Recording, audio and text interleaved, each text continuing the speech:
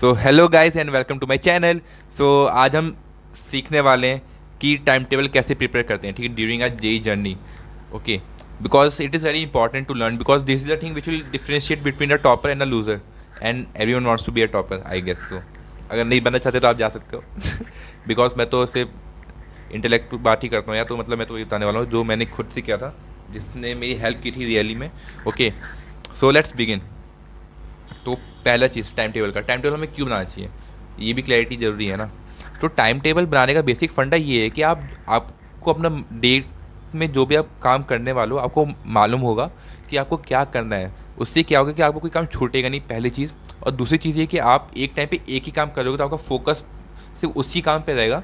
उससे क्या होगा कि आप उस काम को अच्छे से कर पाओगे और एक एफिशिएंट वे में कर पाओगे। नॉर्मली हम क्या होता है कि हमें बस 3 सब्जेक्ट होते हैं, बहुत सारे 3 सब्जेक्ट के भी सब पार्ट्स हो जाते हैं, चैप्टर वाइज हो जाते हैं, तो हम बहुत ज़्यादा कन्फ्यूज़ हो जाते हैं, भाई ये करना है, वो करना है, ये करना है। उस मैथ्स में ये मैथ्स में डिफरेंशियल कैलकुलस सॉल्व करनी है, अरे यार मैथ्स में इंटीग्रेशन करना था, अरे यार फिजिकल केमिस्ट्री करनी थी, वगैरह वगैरह, है ना। सो हमारा माइंड बहुत ज़्यादा कन्फ्यूज़ हो जाता है। तो जब हम लिखते हैं ना कि नहीं, इस टाइम पे मैं मैथ्स में सिर्फ कैलकुलस ही सॉल्व करूँगा, इस टाइम पे मैं ऑर्गेनिक के रिवीजन ही करूँगा, या इस टाइम पे मैं मोशन इन प्लेन ही करूँगा, एडवांस लेवल या मेन्स लेवल जो भी, ठीक है, तो मैं उस टाइम पे सिर्फ वही कर रहा होता हूँ। तो उससे मैं फोकस जो है सिर्फ उस पर ही रहता है, ना कि इस पर कि क्या करना है, क्योंकि मेरे को पता है कि मेरे को इस टाइम के बाद वो करना ही है। तो दिमाग में है कि हाँ ये तो करूँगा आज, है ना। तो उससे क्या होगा, आपका फोकस, पहले चीज़ फोकस रहेगा जो भी आप काम करें, तो उससे क्या होगा, एफिशिएंसी बढ़ेगी आपकी, है ना, और वो बहुत ज़्यादा इंपॉर्टेंट होती है। ये चीज़ हो गया। दूसरा, self confidence. It is one of the most important factor, ठीक है, in anybody's life and anybody's जी जर्नी ऑल्सो, क्योंकि हमको हमेशा सेल्फ डाउट ही होता है कि हम कर पाएंगे कि नहीं कर पाएंगे। तो जब हम देखते हैं कि हमने जो जो टास्क लिखे थे हम उसको किए जा रहे हैं, क्लिक किए जा रहे हैं, टिक टिक टिक हो जा रहे हैं, है ना, उससे क्या होता है, हमारा कॉन्फिडेंस बिल्डअप होने लगता है कि हाँ यार मेरे से ये भी हो गया, मैंने ये भी कर लिया, मैंने वो रिवाइज कर लिया, वो सब, है ना। तो सेल्फ कॉन्फिडेंस इंक्रीज़ होता है, वो बहुत बड़ी चीज़ होती है, ठीक है। तो ये उसमें हेल्प करता है।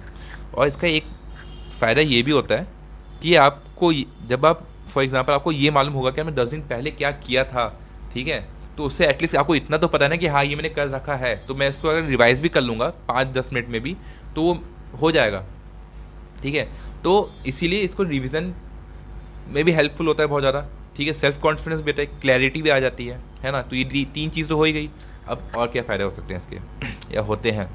इसका एक फ़ायदा और होता है कि आपको फ्यूचर में आपको पता है कि आपको क्या करना है।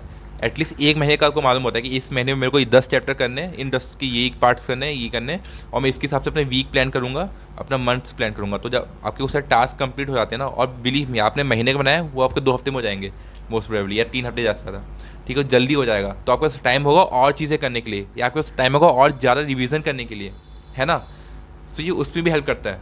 सो टाइम टेबल मतलब बनाना इस मतलब बहुत बड़ी चीज़ है, अच्छी चीज़। देखो ये मतलब मैंने ही बनाई है, मतलब ऐसी मैंने 3 कॉपियाँ भर रखी हैं ऐसी। Okay, so it is really helpful to me in my J days and it could be helpful to you also, ठीक है। So do this thing. Okay, अब बात आई टाइम टेबल कैसे बनाना है। तो देखो मैं क्या करता था टाइम टेबल बनाने से पहले, बेसिकली 2 चीज़ें फोकस करता था कि मेरे को मैं कि आज क्लास में क्या पढ़ाया मेरे को, पहला, और दूसरा कि उसको मतलब उस क्लास में जो पढ़ा है उसको होमवर्क क्या करना है, कौन से मॉडल के क्वेश्चन सॉल्व करने हैं, ठीक है, कौन सी बुक सॉल्व करनी है, ठीक है। ये सब चीज़ें बैक ऑफ द माइंड में रहती थी कि क्या क्या करना है। एंड उसके बाद में क्या करता था, ये चीज़ हो गई, उसके बाद में ये सब दिमाग में रख के टाइम टेबल लिखता था, एक दिन पहले लिखता था। अब क्वेश्चन आएगा कि आप एक दिन पहले क्यों लिखते थे, तो उसका आंसर भी बहुत सिंपल है। आपका जो सबकॉन्शियस माइंड है ना, अगर उसमें तुम कोई भी चीज़ फीड कर लेते हो ना, तो उस पर काम करना स्टार्ट कर देता है। तो अगर मैं एक दिन पहले, एक दिन मतलब रात में, एक दिन पहले रात में लिखता था कि कल क्या करना है मेरे को, तो सबकॉन्शियस माइंड में फीडअप हो जाता था कि हाँ कल मेरे को इसके क्वेश्चन सॉल्व करना है, ये करना है, वो करना है। तो अगले दिन मेरे को वो सब चीज़ें करने में आसानी होती थी, क्योंकि सब दिमाग में था ना कि हाँ ये करना है, ये करना है, ये करना है, तो वो बहुत आसानी से हो जाता था। आसानी वाला इतना भी नहीं कि बहुत ज़्यादा आसान, मतलब ईजीली हो जाता था, ठीक है, एज़ कम्पेयर टू अगर मैं उसी दिन बनाऊँगा उसी दिन करूँगा तो। और दूसरा कि टाइम बचता था मेरा, ठीक है, और नींद अच्छी आती थी कि हाँ कल का काम फिक्स है, कल ये करना है, तो ज़्यादा स्ट्रेस नहीं होता था and I can easily do those things. So these are the small things, ठीक है, थिंग्स विच हेल्प मी।